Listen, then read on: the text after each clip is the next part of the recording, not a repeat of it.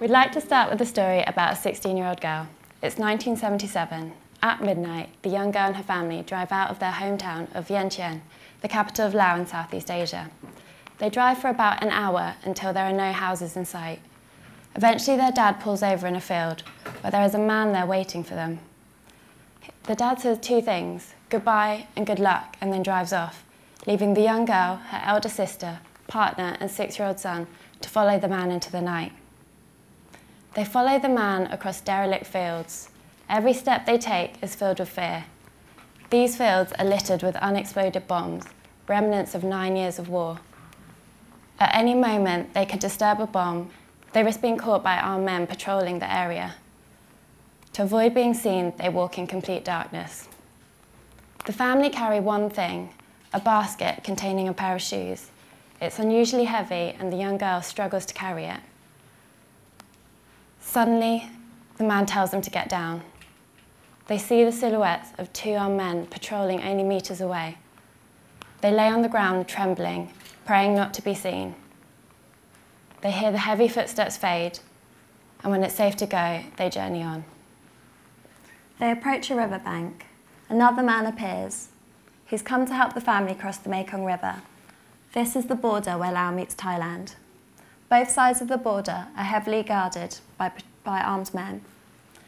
Many of those who have tried before have drowned, been shot or arrested, but if they're successful, they could make it to a refugee camp where they have the chance of a better life.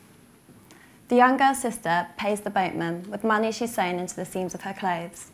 The family climb into the boat, trying not to make a noise.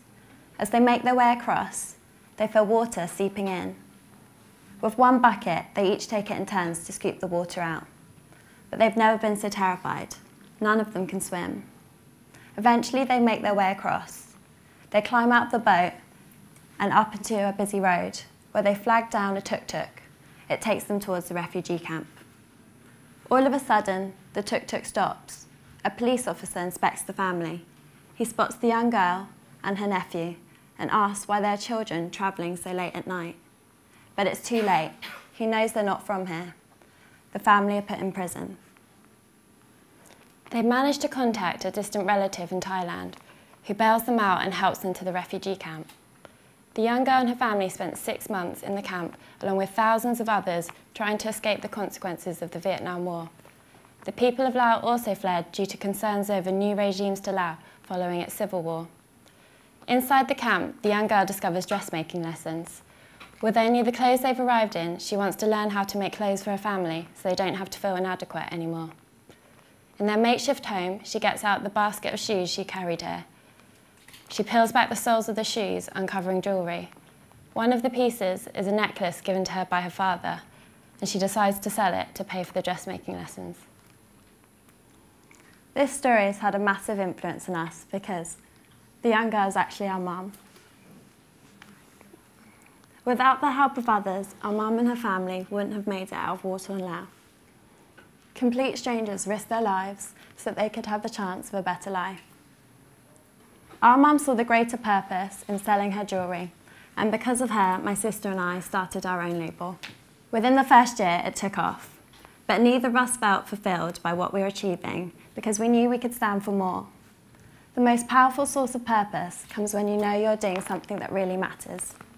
We are part of a new generation that are placing social and environmental issues at the heart of our businesses. Game changers like Tom's are showing how we can harness the power of capitalism for the greater good. When you buy any of Tom's products, they help someone in need, one for one. In nearly 10 years, they've helped over 35 million people, and the business is valued at $625 million. Revolutionary fashion designer Vivienne Westwood uses fashion to campaign for global issues such as nuclear disarmament, civil rights and climate change, turning her must-see fashion shows into demonstrations and speaking out in public. Last year, French fashion house Kenzo combined fashion and technology to combat the issues of overfishing and pollution in our oceans.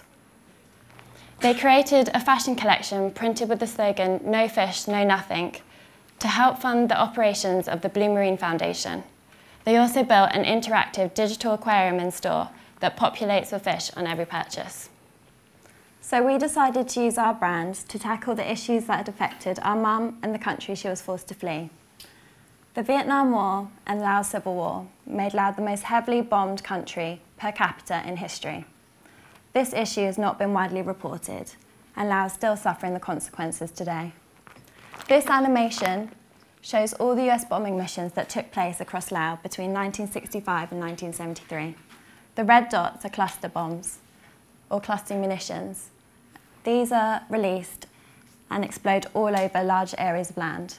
The green dots are all other types of explosive devices. The total number of bombs dropped on Laos is more than the number dropped in Europe during the whole of World War II. It is the equivalent to a plane load of bombs dropping every 8 minutes, 24 hours a day for 9 years. More than 2 million tons of bombs were dropped on Laos, but a third of those bombs didn't explode, and they remained dormant across the country. These unexploded bombs are known as UXO. UXO covers all types of unexploded bombs, artillery, mortar shells, mines, grenades and rockets that remain after war.